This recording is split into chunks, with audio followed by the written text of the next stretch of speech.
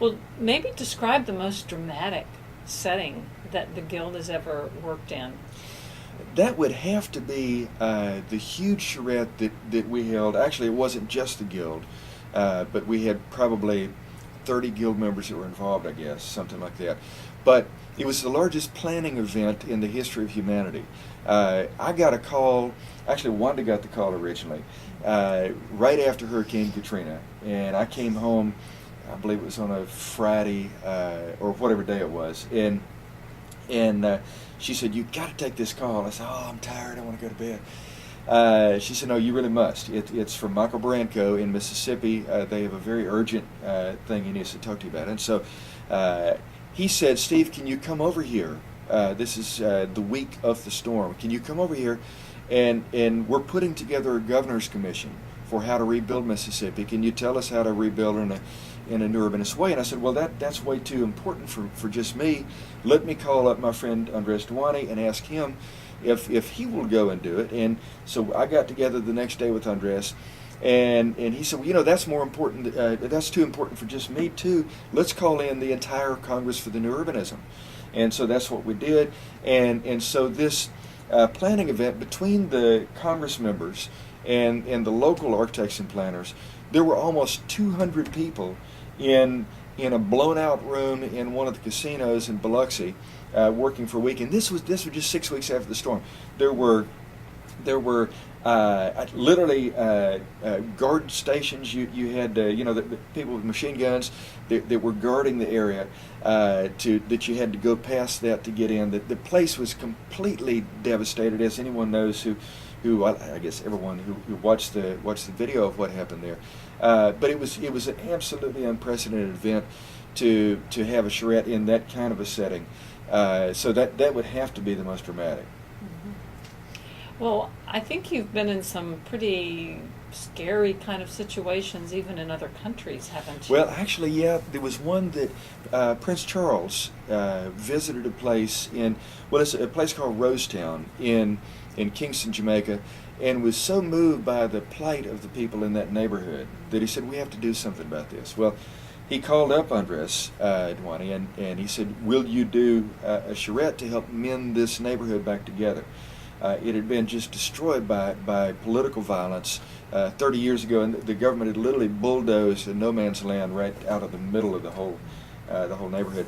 And so we came in there. I was one of the consultants on the charrette. I've done a lot of charrettes with DPC, and we worked there for a week. And at the end of the week, when we were about to do our final presentation in a church there in the neighborhood, there was a massive gun battle right about an hour before the final presentation. And so when we arrived at the church, from where we'd been working a few blocks away, there were tanks in the streets and all this, and so that was a pretty interesting one too.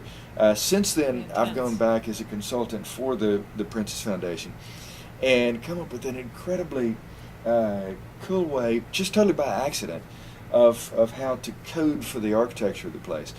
I'll just tell you briefly, if you don't mind. Mm-hmm. I noticed that what happened on the walls of this neighborhood, and in some cases the walls were old bombed out buildings. In other cases they were just tin roofing that was put up in haphazard fashion, because it's really a shanty town. And I noticed that on the walls people had written all these things that can only be called proverbs. It was in some cases an actual proverb from the Bible about a certain way to behave or whatever. In other cases it was things that they made up themselves, but they were very carefully painted on the walls. And I was thinking, because my task was to write the architectural code during that charrette, and I thought, well, what if we do kind of follow the lead of the people, and instead of trying to come up with some book, because when people are hungry poor, nobody is going to buy a $50 book on how to build a house. There's some of these people are living out, literally sleeping under the stars. They don't even have a roof over their head. And so I thought, well, what if we try to do a code that is just maybe a dozen pages, and it's just composed of a few little proverbs of how to build above the flood, so that when the floods come, that you won't be left homeless or whatever. And so I did that, but on the day before the charrette ended, I realized, this won't work either. See, I'm from the Deep South, if you can't tell. And back in the 60s when I was a little kid, I remember visiting some family members who didn't yet have indoor plumbing. And I know what happened back then to the Sears catalog. It got repurposed out in the outhouse. And so there's no shadow of a doubt what was going to happen in about a week with a 10-page architectural code on paper. No shadow of a doubt what was going to happen. It would all get repurposed also, and so it would do no good. So I thought, well, wait a minute, now why don't we do what the people do? Why don't we actually write the proverbs on the wall? You know, the walls surrounding all the streets. And so the last day of the charrette, we took one of the proverbs that said to plant your yard with things you can eat. For why should your yard lay fallow while you spend more of your money at a grocery store? And we painted that on the wall. Well, at the end of the day, we did the final presentation, and after the presentation there were 200 people or whatever milling around and talking and stuff. And then one of the local architects came up to me and he grabbed me by the elbow and he said, "Steve, come here, you got to see this." I said, "What?" He said, "Just follow me." So I followed him out the door, and as we stepped out into the night air, I could hear them singing. It was the voices of little children. I went out there, and they were taking those words that were never meant to have rhythm or rhyme, and they were turning them into a song. Now, we can't do that. We can only set the stage for something like that to happen, where the people actually make the ideas their own. And so I'm now thinking that, and that was a complete accident, you understand?